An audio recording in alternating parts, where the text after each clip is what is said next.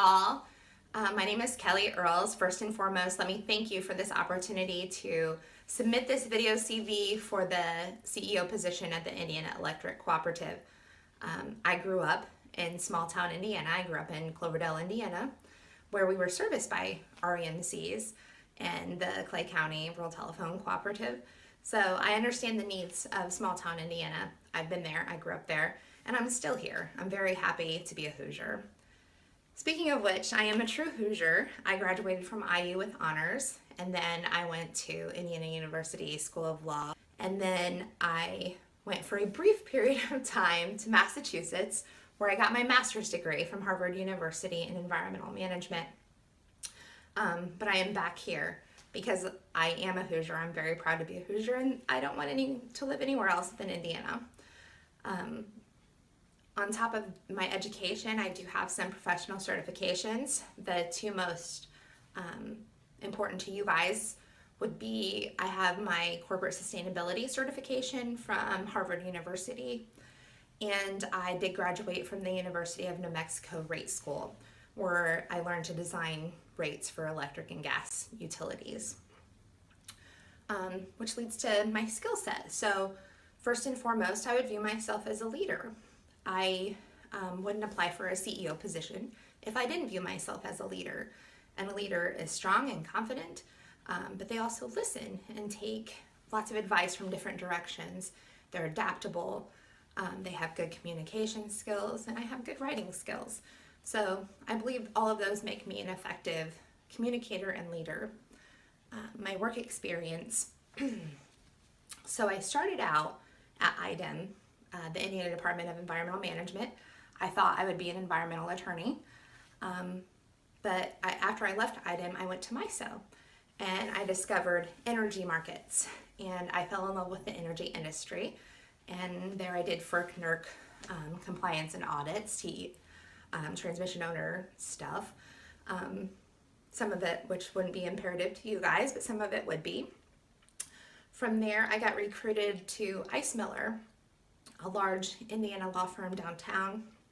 My entire practice was utility law based. I did work for all 5 investor-owned utilities, both on the electric and gas side, so IPL, Duke, Vectren, NIPSCO, and I&M. I also did work for Citizens and MISO, as well as smaller gas and electric, water, and even telecom utilities, just all utility based, but mainly energy focused. And I represented those clients at the Indiana Utility Regulatory Commission, which isn't super beneficial to you guys, but I also represented them at the Indiana Court of Appeals, and most imperative to you, I represented them in lobbying efforts with the trade organizations. About 50% of my practice was lobby based. So I got to know the executive branch very well, I got to know the legislative branch very well, and I've made those connections and helped advance my clients' wants and desires. So why this position? Well, first and foremost, I decided to go to Harvard because I wanted to be managerial type position. I wanted to be an executive type position. I wanted to lead a company. And I love the energy industry, and I love Indiana, and most importantly, I want to help small town Indiana. So there is no better place to work than the Indiana Electric Cooperative. So why should you hire me? As I said, these connections are imperative. I've worked in the energy industry for 12 years. I have a great love and admiration for it. I know, all kinds of different levels of it. I've made those connections at the governor's office, the legislative office, all over, that I think would be beneficial to you guys as a CEO type position. So that's why I believe I would be the top candidate. I'd also like to just briefly describe my position on leadership. Maya Angelou said that they'll forget the words that you say, and they'll even forget what you do, but they'll never forget the way that you made them feel. And that very much resonates with me. To be a leader, you have to listen to everybody's opinion. You have to take into consideration their thoughts and feelings, particularly in this type of situation where you have so many members. And the most important thing is to listen and to take those opinions and to be adaptable and to try to work for those needs for others. So that's what I view a leader as. I view the leader as the person who listens, who brings on a team, who tries to help lead the conversation, but really is the listener. And then at the end of the day, help make the decision that's best for our members.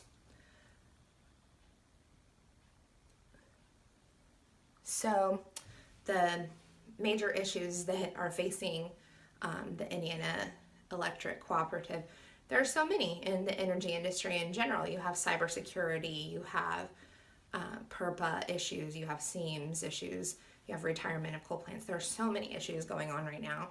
But certainly what I would view as most imperative to you guys is rural economic development. How you get through that brain drain, how you get good jobs to your location so that you can build up these electric cooperatives to be strong and reliant. And how would I work on that? Well, I have worked with towns, I worked with councils, I attended town hall meetings. I've worked with the Indiana Economic Development Commission. I worked with the governor's office and Tristan Vance on energy initiatives. I've worked with the legislature. So I have worked in various different areas to try to bring business to Indiana. So I believe that that's a strong area that I can also help you. And so lastly, just generally, what would I bring to the Indiana Electric Cooperative? Aside from my education, my skills, my 10 years in this industry, I will bring those connections. I will work tirelessly to help our members succeed and do what they need. But most of all, I don't want to just be the face, the CEO face of the cooperative. I want to be a true leader. I want members to be able to call me anytime that they have a concern or problem, and I will be there to answer, and I will be there to help them with whatever needs that they have. That's what makes a true leader, someone who will listen and work and help you. So, with that being said, thank you so much for this opportunity, and I'm happy to answer whatever questions you may have in the future. Thank you very much for your consideration.